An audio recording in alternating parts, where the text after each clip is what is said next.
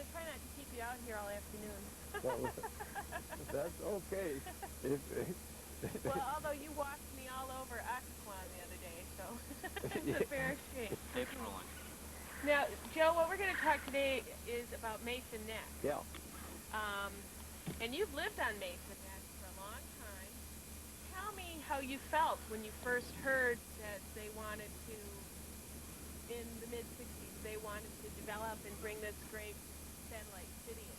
Oh, that was like a gift from heaven because I had already seen destruction of some of the beauty here on Mason Neck, and I've experienced it in northern Minnesota and in Alaska, how careless people can be with unlimited natural, God-given natural resources. So when they came, it was just wonderful. But when you first heard about the developers, what did you feel? Hold on, get it from being a better. Oh, well, of course. Okay, just you have to wait for a second.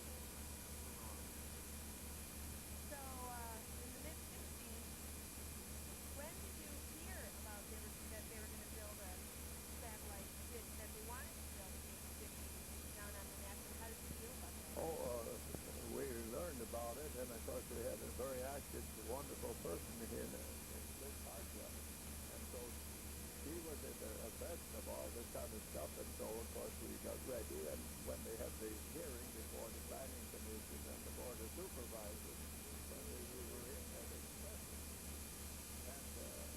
And here was an interesting to see. They had the architect's sketch, you see, which is just so darn nice and everything else, because they were giving us an area for a golf course. Now, when we saw this, what they were giving us for a golf course was the great marsh over here. There wouldn't be enough money in the world to build a golf course on that marsh and then destroy that very important area. So, of course, the thing, that's one of the first battles that we won. There were 2-3 meetings, the Planning Commission and the Board of Supervisors, and other meetings that we were in on. And we have a good group of people here on Mason Neck and environmentalists in Virginia that brought the facts to life. So that was, and then we learned that Nature Conservancy could help us because we couldn't have the money, but Nature Conservancy, and this is a thing, I wrote a report on this, that we should record this because Nature Conservancy provided the funds so that we could go ahead. So the people that worked on it and the government agencies that tried to acquire the land couldn't for lack of money. They purchased it in an advance, and that's where we got all of this land through that. Well, tell me what, this is almost 1990. Tell me what Mason Neck was like in the early 60s. Oh, it was really quite rural, you see, because the school has been going up, and the road is fixed. It was a narrow route, 600 all the way through, and getting here to the cabin where I am now, it was back over here about the block where there was no road in here at all. We had to walk in, and there was a bend in the road, and there's where our mailbox was back over there. And there was a stretch of land just as you wind on through, going on the route to Highway 1, that wound through some of the most beautiful land that you could, areas, and almost every time I went through there, thinking to myself, oh, if I only had money to buy this beautiful area and save it for the state of Virginia. And that one evening when I came home, lo and behold, if they hadn't been out with I don't know how many chainsaws, there must have been 100 or so, and they cut that wide strip on the right-hand side coming on in all the way down to Hallowing Point. And they fell a tree in there that was so big, and it was known by the old-timers in here as the tree. That was the meeting place on here, at the tree. And done that all from when I went into work in the morning and came back at night. I was so angry, and talking to others, I telephoned the AT&T company in New York, and told them how I felt, and their public relations man come and tried to explain it, and they did. Now they went as far, and if you will follow the clearing from Highway 1 on, you will see that big wide stretch. Now from there on across and over, it goes over to Maryland. You can't see any sign, because we argued, or we all argued, why do this? It isn't necessary. And if you'll go down there, it's a good example. You can't even see except by the markers, because all they needed was about a 6-inch trough instead of a great wide place for it. And of course, they made the AT&T made the corrections as much as they could by seeding the land and doctoring the trees that had been scarred by the movement and everything. And they went all out to correct it. And one of the things they said, I followed through for the next couple of years on this thing, because this was personal to me that they have done this. And here, there's always a good to some of this stuff. When they had the big office down here, just this side of Fredericksburg, I went down to see him, and when I was about leaving him, this AT&T representative of the building of this telephone line all the way around the D.C. area, he said, you know, this is regrettable that this was done, but it was, and it won't happen again. And they learned their lesson. Yeah, right. So it was a lesson, and so we got the example here of the destruction, and then we got the thing here. When are you going to see that? Okay. There was a campaign in the mid-'60s to, I guess it was to save the neck, maybe they called it. If there was one person who you had to say was responsible for the Mason neck staying as natural as possible, who would that person be and why? Oh, it'd be Liz Hartwell. Would you say that again? Who would it be? Liz Hartwell, as we call her, Elizabeth Hartwell, and she is still going, and she even turns out for meetings when she isn't shouldn't be away from home. And did she have a nickname?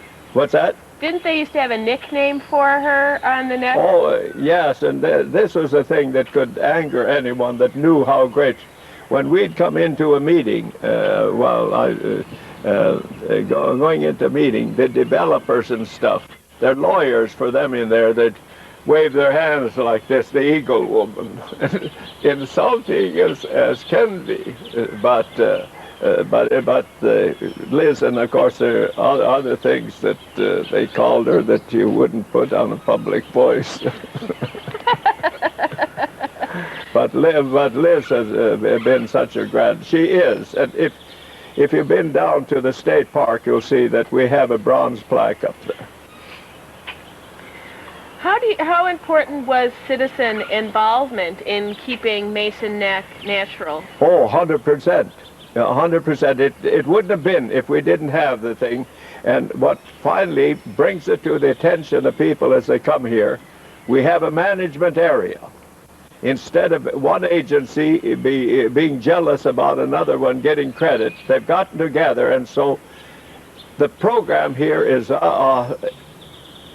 aimed and regulated out, so they're getting the purpose of it. Like the refuge, that's preserved so that it encourages the wildlife, and particularly the eagle, because this was the first American bald eagle reservation that there was ever a refuge ever made, and they've held to it. Then the state park came in, and early they had some ideas of a Coney Island type place, but they saw it and they studied it, and right now they're working it out fine. And for the heavy traffic, the Regional Park Authority, they've bought the other, and they've got the golf course far away from this place.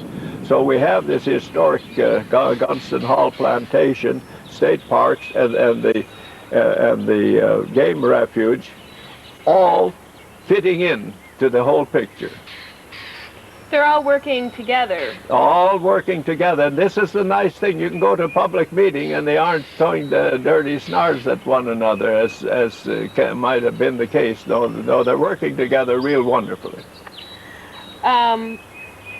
But you wouldn't say that you were anti-development, would you? Oh, no, I'm for developers. No, we've got to have that. And but let's know what we're doing before we go in and destroy. Because I think maybe developers would think that a lot of the people just don't want any development, but it's well, just, I think that's right. But as we sit here today, we have an example of where they didn't listen to this, and the Exxon oil spill in Alaska that's doing this. It can never be fully recovered. It never will be, and that's much of the same thing would have happened here.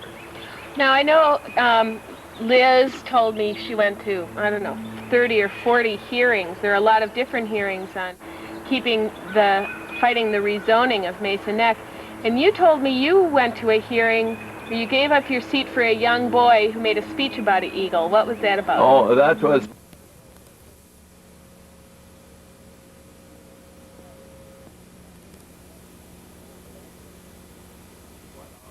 So the evening when the Planning Commission was having its first meeting on this subject, I had learned enough to, so my number was number 8 to get on.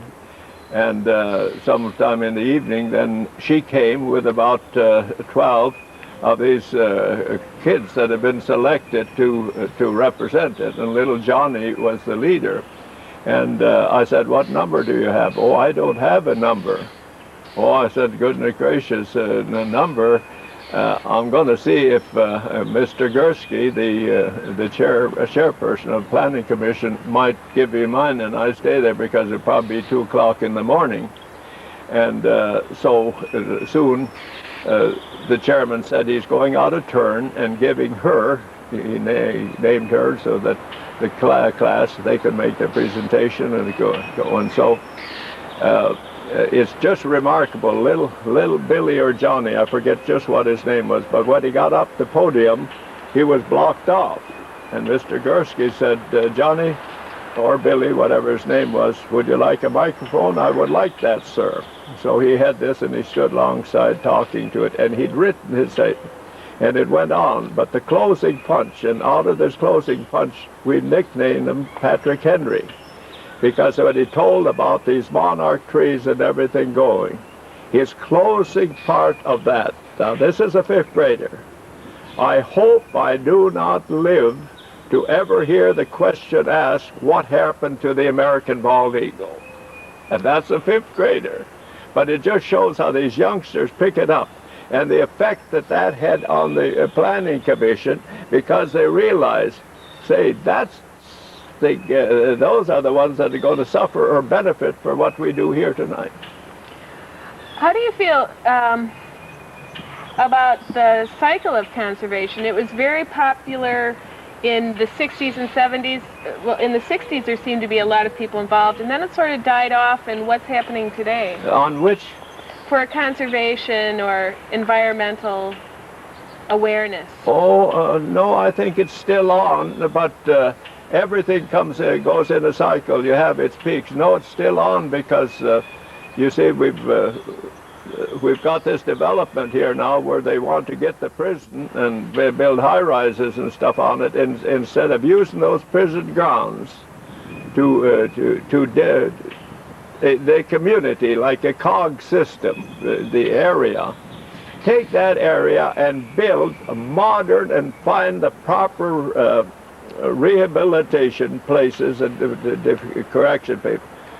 I would say divide it off something separately. It don't need to be fences or something, but build up here for a place for unfortunate girls and unfortunate boys or young men and or young ladies, and then for alcoholics, and have those that are in there different from the real criminals, and then divide that tract of land that is owned by the United States, is owned by Congress.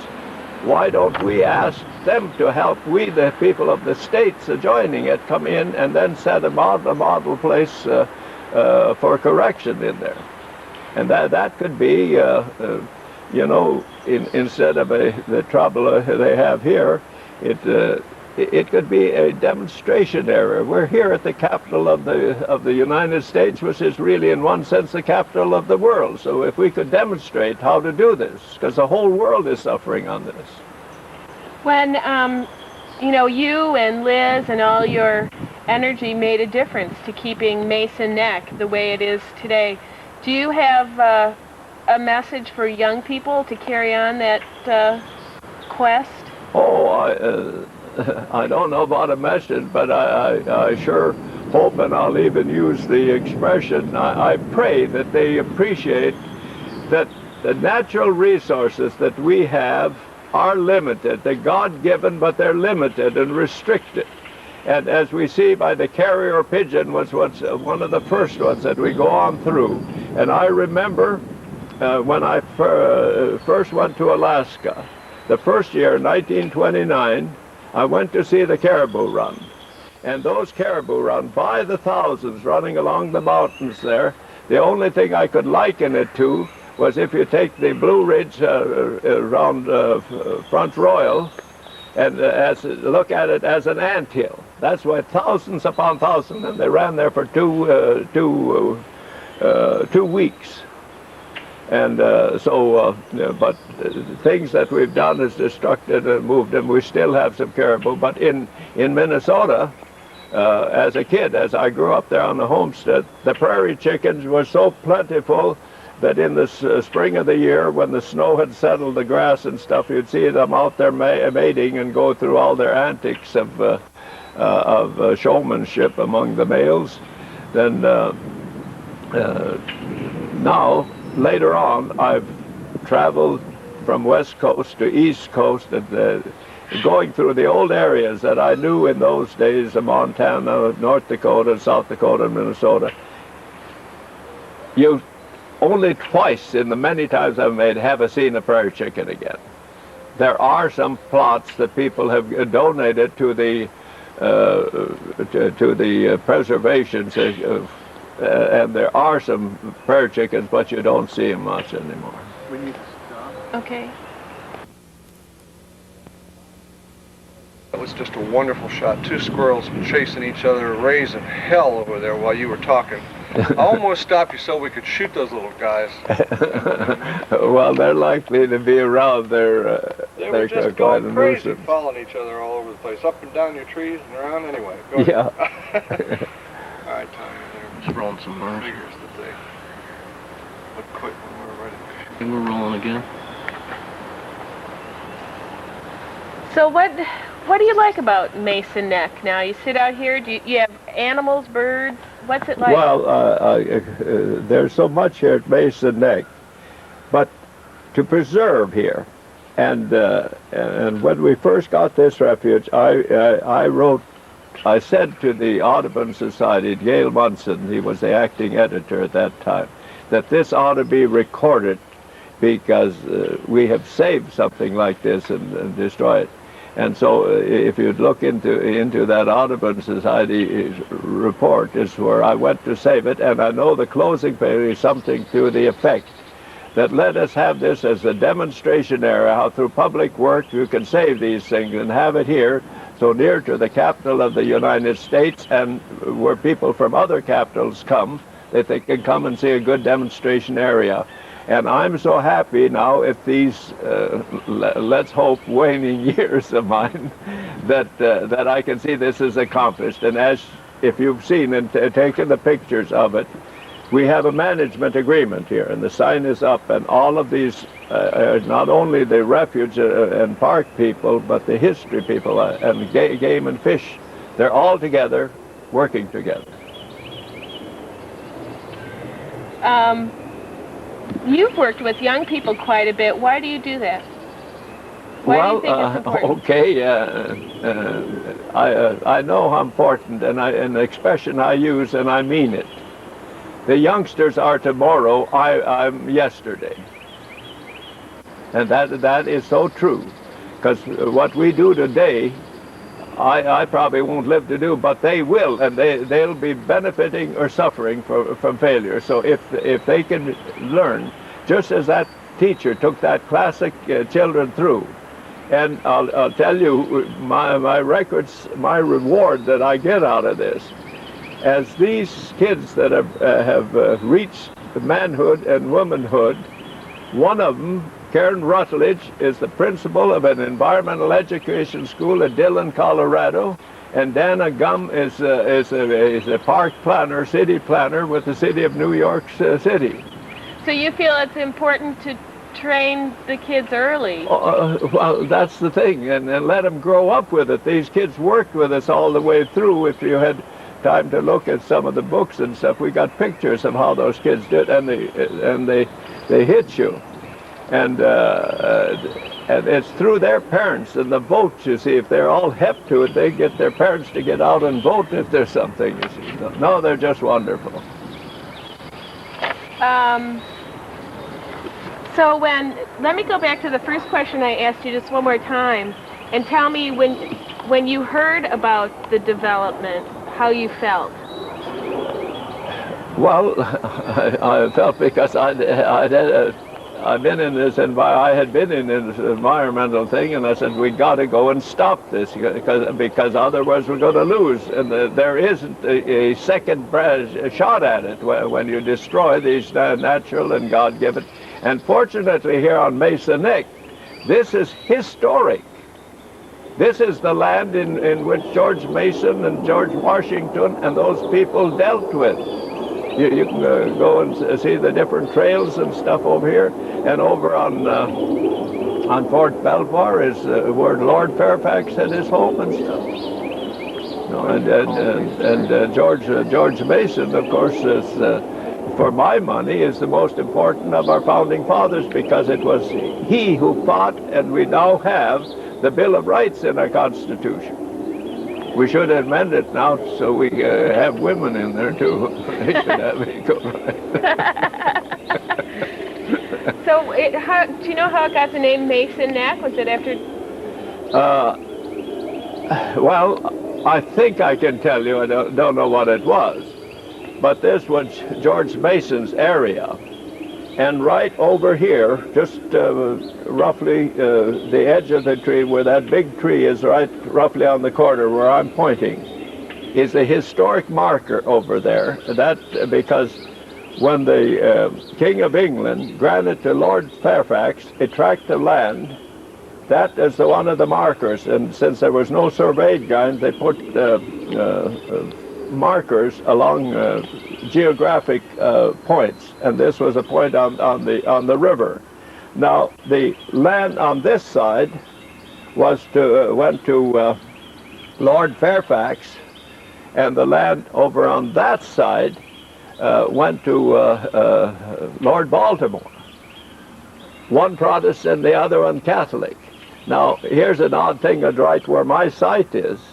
If you were to fish here in the Potomac, you'd have to have a Maryland license. If you were to fish here in Gunston Cove, you'd have to have Virginia license. But that's see, history is hitting in here, and we can't afford to lose these. But you can't redo history, but you can learn and follow through and use common sense for saving some of these. And I use the expression, the limited God-given resources that we have. Now, what are your concerns about Mason Neck in the future? I understand they're even talking about the possibility of more development in the future above the state park. And what do you think that'll have impact on the area? Well, yeah, but there again, it's going to be a continuous fight. These kids we've been working with are going to have to fight similar battles all the way through. But good examples, in my mind, one of the finest examples of saving something in time is Central Park in New York. That Dutchman got that thing, and look how valuable that is right in the expensive part of New York City and how beneficial it is to everyone. So I often think of that. If we can save it, that's a good example of someone had thought enough to do it in time. Okay, I don't have any more questions. You guys have any questions? Just the way. I think it was very good. You want the story about that about the greatest award I ever had? Oh yeah, we'll roll tape on that. That's right. Okay, hold on just a second. That's right. The greatest Okay, anytime. compliment. Go right ahead. Yeah. The greatest compliment anyone says. Is he ready now? Yes, anytime. Okay, you know, as you work on this, you get compliments, and you get just the opposite too. But what I consider the greatest compliment I ever had was when the Columbia Gas Line Company was coming through here. They were going to cut its 65-foot space for a 30-inch, 36-inch pipeline. We couldn't see it and go right through the refuge. It was just angered me so much. And fortunately, with these youngsters that I mentioned before, as we walked on over, the people understood. But the gas line company followed right on down to when it was to the highest court that they took it. They lost it, and he came over and said to me, he says, "Yeah, you're someone talking about trees when you live in a log cabin." I said, "Yeah, sensible stuff for log cabin." And I thought it was kind of chicken on his part to take a thing he'd lost it. Why not the same? But then later on, good many years later, when the oil and gas was really found marketable in Alaska, then it was to build a pipeline, bring it out, and so it was whether or not it should go by land or by sea. So the Interior Department had to get materials so they could answer the questions the Congress would ask. And so they'd lost the battle here, coming through, so they came through across Maryland and up Gunston Cove, and they didn't, when they were following it to the Ocean Point over in Maryland, one day they stopped for a brown bag lunch, the team that was making this study. And this here man, that the leader of Columbia Gas, he said to Max Britton, he learned that Dr. Britton had been in Alaska. He says, when we were, there was a guy by the name of, and I don't remember his name, but he was at every damn meeting we had, and he was opposing us and everything. And he says, I can't think of his name. And Max said, might be my friend Joe Flakne. That's the bastard.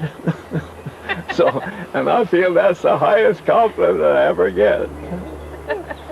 The guy from the Columbia Gas Company. Yeah, yeah. So. That's great.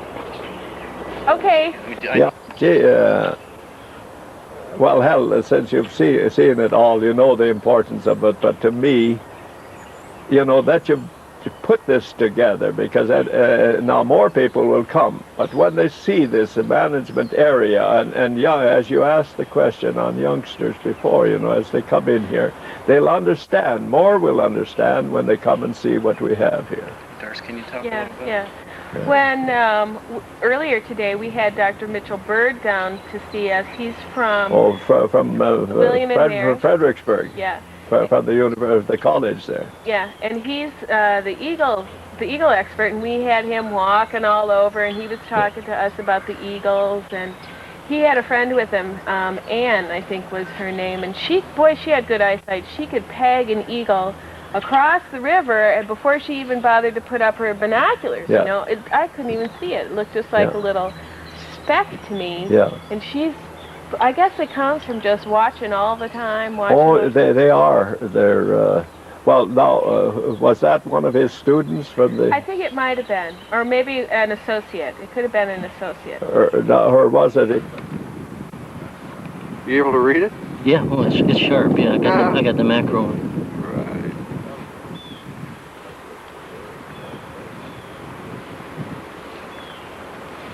Good, then a wide shot of it.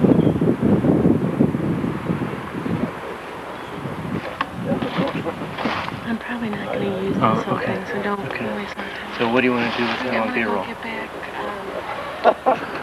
It's not.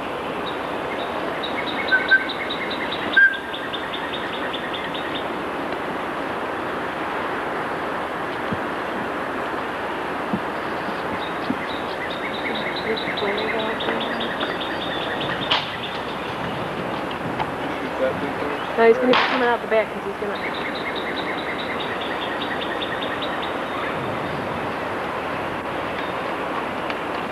It's time to come on out this way.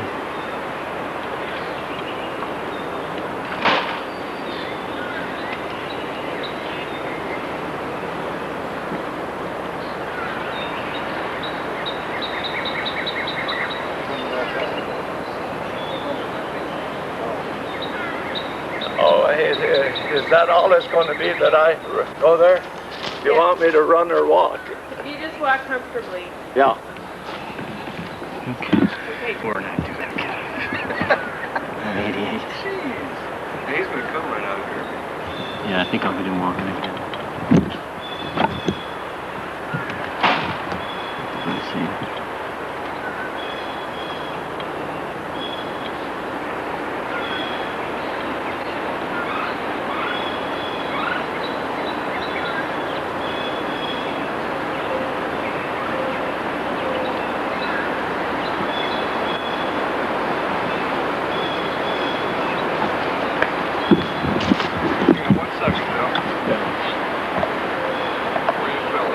Ready? Hey, could you just step back and walk back to it again? Yeah, for me? walk back and then raise that and start Yeah, filling and it. then just go right ahead and fill it. Okay, go ahead.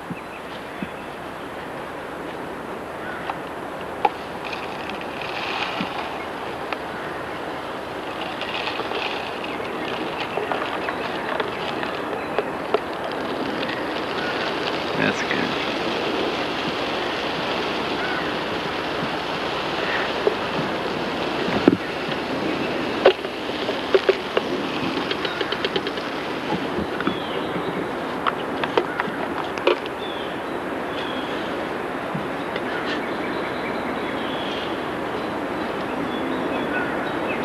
We had several of them. There was one where you see that stump. That was a big one. And another one in there. That's a big one. And those two, the two of them that died for something. And what I believe it was some use of insecticides that they were using along the road there. Oh, really? Going on over on that side. So we got enough for you here?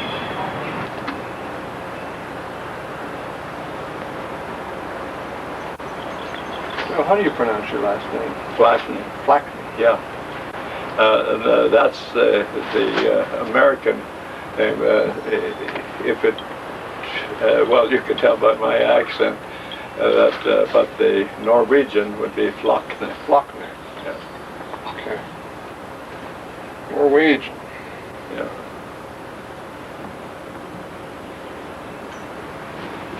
Am I wiggling? I feel like I'm wiggling. You're all right. Let me see if I can get a...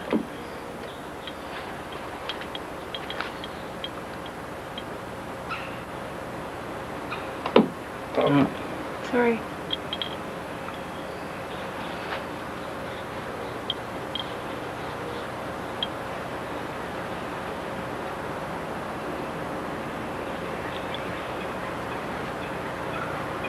Okay. I'm gone, old bastard.